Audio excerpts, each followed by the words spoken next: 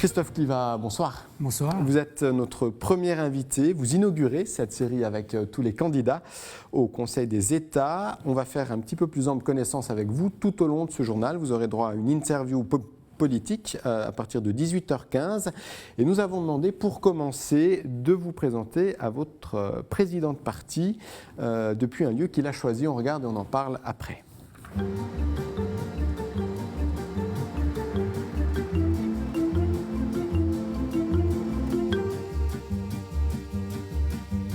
J'ai choisi les PFL parce qu'ils symbolisent pour moi le renouveau du Valais, un Valais résolument tourné vers l'avenir, celui des énergies renouvelables et de l'efficience énergétique.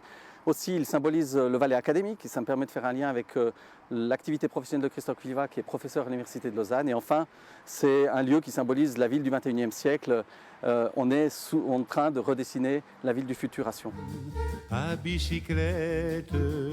Christophe Clivat, c'est avant tout quelqu'un de compétent dans son domaine, compétences qu'il a acquises au travers de son parcours universitaire en sciences politiques, docteur en administration publique et aujourd'hui professeur à l'université. C'est quelqu'un de courageux parce qu'il défend ses idées jusqu'au bout, des fois dans un contexte difficile, on l'a vu dans le contexte de l'initiative Weber. Et puis c'est quelqu'un de cohérent, il est très attentif à son mode de vie, notamment dans le domaine de la mobilité. Il se déplace essentiellement en vélo et en transport public. Le trait de caractère principal qui me vient à l'esprit, c'est celui de la simplicité. Christophe Clivat, c'est vraiment quelqu'un qui ne se prend pas au sérieux. C'est quelqu'un qui n'est pas calculateur. Pour moi, c'est le contraire du politicard.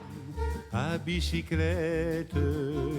Pour moi, le totem de Christophe Clivat, c'est Aigle loyal. J'ai choisi l'aigle parce qu'il symbolise pour moi la liberté. Christophe Clivat, c'est quelqu'un de libre, d'indépendant, quelqu'un qui n'a pas de fil à la patte.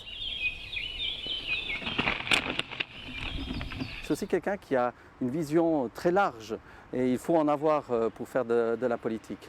Et puis loyal, parce que c'est le contraire, par opposition, je dirais, à royal. C'est pas quelqu'un qui se royaume, c'est pas quelqu'un dans sa tour d'ivoire. Christophe Clivat, c'est quelqu'un de simple, de direct, de franc. Alors Christophe Clivat, aigle loyal, ça vous convient ? Why not, hein, je pense qu'il a dû beaucoup réfléchir pour savoir qu'est-ce qu'il allait pouvoir me trouver comme totem. J'espère juste que, contrairement aux images que vous avez montrées, je vais bien atterrir au milieu du nid et pas me casser la figure dans le cadre de cette campagne. Christophe Clivat, on va revenir sur une des informations de ce résumé de l'actualité. Arrêter de fumer avec l'aide de Facebook, une bonne idée ? Je pense que ça vaut la peine en fait d'utiliser les canaux qui sont aujourd'hui utilisés par les jeunes justement, essayer de les atteindre avec ça. Ça reste quand même un fléau extrêmement important et on sait bien que toute les campagnes de publicité aujourd'hui visent vraiment les jeunes. C'est assez rare les gens qui commencent à fumer à 40 ou 45 ans. C'est les bons côtés des réseaux sociaux. Exactement, il y en a des mauvais, mais là je pense que ça permet de toucher plus facilement les jeunes, très clairement. On va prendre le temps de s'intéresser maintenant à la course au Conseil des États. 7 candidats dont vous faites partie, bien sûr, Christophe Clivat. Alors avant, votre interview politique avec Yves Balmer rappelle des enjeux en images. Le Conseil des États, appelé aussi la Chambre des cantons, car c'est ici que siègent leurs représentants, 2 élus par canton, Zurich, Genève ou le Valais, même topo. En Valais, ils sont 7 à viser l'un de ces 2 fauteuils, le socialiste Thomas Bourgener, le vert Christophe Clivat, le PDC et sortant Jean-René Fournier, le PLR Pierre-Alain Grichting, le centre-gauche PCS Robert Métraillé, le PDC au Valaisan Béatrice Rider et l'UDC Franz Ruppen. Jusqu'ici, le PDC a toujours remporté les 2 sièges et entend bien, une fois encore, les garder. Ce plan, les 5 autres formations en lice feront à nouveau tout pour le contrecarrer, mais une fois de plus, l'exercice s'annonce très difficile, surtout avec un Jean-René Fournier qui rempile et dont la force de frappe profitera sans nul doute à son colistier Béatrice Rider. Yves Balmer nous a rejoint sur ce plateau. Bonsoir. Bonsoir. Alors Christophe Clivat, vous êtes francophone. Est-ce que ça veut dire du coup vous attaquez le siège de Jean-René Fournier ou alors le siège du Haut-Valais ? Bon, je crois que tout le monde a bien compris que mes chances sont assez limitées et que, en fait, moi, ce qui me paraît important, ça rejoint peut-être un tout petit peu ce qu'a dit le président du parti tout à l'heure. Je m'engage aussi par rapport à des convictions, par rapport à des idées. Je considère que la politique, c'est pas seulement pour exercer des mandats, mais aussi participer au débat et essayer d'expliquer à la population quels sont, selon moi, les vrais enjeux et quelles sont les solutions qu'il faut apporter à ces enjeux. Vous voulez dire par là que vos chances sont minimes voire nul? Alors vous êtes gentil quand vous êtes minime. Effectivement, la plupart des gens considèrent que mes chances sont nulles et je crois qu'il faut être réaliste. Ce sera extrêmement difficile. Je dirais qu'au-delà du score que je pourrais réaliser, l'idée est vraiment d'utiliser les tribunes qui sont offertes justement par une telle candidature pour faire passer un message différent. D'accord. Tout de même, en 2007, ce n'est pas votre première candidature au Conseil des États, c'est votre seconde candidature. Vous aviez obtenu 11 000 suffrages. Vous avez tout de même un objectif chiffré plus ambitieux? Absolument. Moi, je ne me suis pas posé la question. Je ne suis pas très fort pour faire ce genre de calcul. Ça fait une grosse surprise à l'époque, les 11 000 suffrages. On verra. D'accord. Vous dites, l'objectif, c'est de faire passer un message, mais au-delà, donc il y a le Conseil des États, mais vous êtes aussi candidat au Conseil national. Finalement, l'enjeu, l'objectif pour vous, c'est plutôt le Conseil national. Alors c'est sûr qu'au niveau du Conseil national, les chances sont nettement plus importantes et que c'était aussi important dans ce sens-là d'être dans cette course au Conseil des États. Ça assure une certaine visibilité également au parti. Et je pense qu'effectivement, pour la première fois au niveau du national, au niveau des Verts, nous avons une chance d'obtenir un siège. Alors on aura plusieurs séquences dans cette interview, Christophe Kliva, plusieurs séquences en images. On commence tout de suite avec la question jeune, la question au taquet.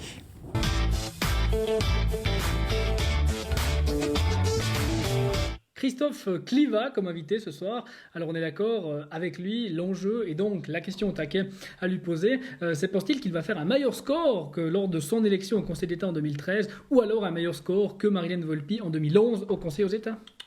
La question au taquet à lui poser, c'est en tant que vert, mange-t-il bio? Oui, c'est vrai que les verts c'est assez peace and love et 5 fruits et légumes par jour. Alors Christophe Kliva, entre nous, est-ce que c'est parce que vous mangez bio que vous êtes le plus svelte des candidats? Réponse? Je sais pas. Je pense qu'il y a pas seulement manger des fruits et des légumes. Je fais pas mal de sport et c'est vrai que ça aide aussi de garder justement une certaine sveltesse. Donc voilà. Le côté les verts, c'est peace and love, ça mange 5 fruits et légumes, c'est bio. Est-ce que c'est des clichés? Il y a une réalité ou est-ce que c'est des clichés qui finalement vous énervent à la longue? En partie, ce qui est complètement un cliché, c'est les sandalettes et les gens qui portent depuis 3 jours le même t-shirt. Par contre, de manière générale, les Verts sont assez sensibles aux questions liées à l'alimentation et à la santé et font attention aussi à la provenance, d'essayer d'avoir des aliments équitables. Donc oui, de manière générale, je pense qu'en moyenne, on fait peut-être plus attention que dans d'autres partis. Alors après, les questions de campagne, on va passer aux questions de fond.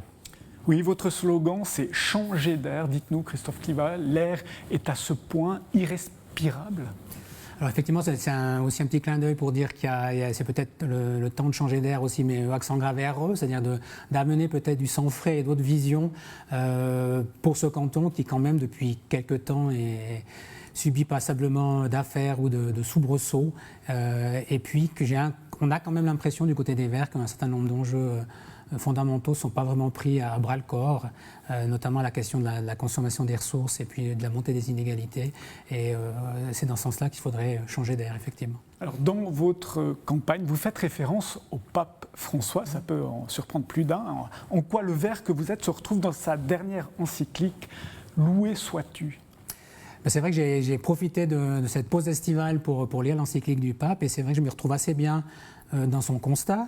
Alors il y a toute une série d'éléments plus liés à la religion que je ne partage pas, mais par contre ce constat que finalement il y a une véritable crise et que cette crise elle est à la fois écologique avec un problème très clair au niveau de la consommation des ressources naturelles et du changement climatique, mais que ce n'est pas seulement une crise écologique, c'est vraiment une crise sociale puisque tout est lié et que en fait finalement le fait que nous vivions sur un trop grand pied est aussi lié au fait que nous, d'une certaine manière, nous profitons de ressources qui nous viennent de pays plus désavantagés et que au niveau des transferts des richesses au niveau international, et le partage n'est pas équitable et je crois que le pape est vraiment assez fort dans ses paroles pour expliquer finalement cette crise écologique et sociale qui, pour faire un lien avec l'actualité, explique aussi tous ces vagues de réfugiés que l'on voit, qui cherchent aussi simplement à avoir une vie meilleure. Et c'est pour ça qu'un message fort, c'est qu'on doit vraiment avoir un système économique mondial qui soit plus juste. Depuis que vous faites de la politique, depuis que vous êtes en campagne dans différentes élections, vous avez toujours un leitmotiv, vous dites « l'être doit prendre le pas sur l'avoir ». Est-ce qu'on n'est pas là plus dans le développement personnel que dans un programme politique ? Alors, il y a un aspect de développement personnel, ou en tout cas, il y a un aspect individuel, puisque je dis qu'on doit changer le monde aussi, chacun d'entre nous, dans nos activités, dans nos choix. Mais il y a clairement, pour que ça soit aussi possible, il faut avoir une action collective qui passe notamment justement par la politique, par les politiques publiques qui définissent les conditions cadres. Donc je crois qu'à ce niveau-là, les deux sont nécessaires, il n'y a pas d'antinomie entre les deux. Vous faites peu référence à la décroissance, mais on y est. Alors, sur certains aspects, très clairement, j'y fais pas référence parce que c'est souvent un mot qui est mal compris. Un peu tabou. Pas seulement tabou, mais qui fait peur, puisqu'en fait, tout de suite, on dit, ben voilà, vous voulez retourner dans les cavernes ou vous éclairer à la bougie.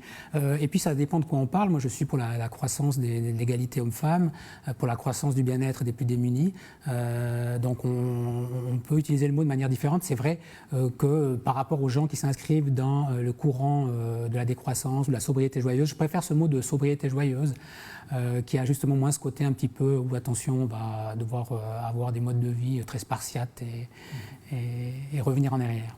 On va ouvrir un nouveau chapitre, une nouvelle capsule sur les réseaux sociaux. Alors, Christophe Clivent, on va revenir un petit peu en arrière. En 2007, vous étiez prêt à participer, je pense que vous en souvenez, à une grande campagne d'affichage en petite tenue pour obtenir de la visibilité. On voit l'image ici à l'écran. Aujourd'hui, vous êtes plus sage, avec un profil Facebook alimenté régulièrement sur des thèmes plus sérieux, politiques, nationales, internationales ou cantonales. Est-ce que pour se faire connaître, les réseaux sociaux aujourd'hui, ça marche mieux que ce genre de campagne ? Je ne sais pas, je suis pas très bon, je dois être clair au niveau des réseaux sociaux, puisque finalement je les utilise pas tant que ça, c'est essentiellement pour faire passer en fait, des liens que je trouve intéressants. Mais ça reste, tout le monde le dit, et certains sont beaucoup plus actifs. Mais j'ai de la peine un petit peu à m'investir plus qu'autant, puisque très clairement, par exemple, je pense que c'est important aussi comme candidat pour se faire apprécier, de mettre en avant un petit peu peut-être sa vie privée, ses activités. Et moi, j'ai une ligne assez claire, donc ma famille n'apparaît pas, les gens n'ont pas nécessairement savoir quels sont mes hobbies ou mes activités. Et parce que je pense que je fais de la politique, donc je parle de politique. On va passer à notre dernière séquence en images. Vous voulez accéder ou participer à une élection pour le Conseil des États. À Berne, on parle l'allemand. Alors, c'est la question du Haut-Valais posée par notre collègue haut-valaisan Armin Bregui en haut-valaisan. Hier unsere Oberwalliser Frage an Christoph Clivent. Im Oberwallis sind die Grünen eher schwach unterwegs. Sie sind beinahe eine bedrohte Minderheit. Wieso findet grüne Politik im Oberwallis keinen Anklang? Alors les Verts, une minorité menacée. C'est une très très bonne question. Oui, non, mais il a été aussi sympa. Il n'a pas appris le bon accent Valaisertich, qui n'est pas toujours facile à suivre, enfin à comprendre. La place des Verts dans le Haut-Valais. Oui, alors pour moi c'est un petit peu un mystère parce que si vous regardez les résultats sur les votations fédérales, par exemple, les objets qui sont liés à la nature ou à l'environnement, souvent dans le Haut-Valais vous avez 10 points de plus. En faveur justement de l'environnement.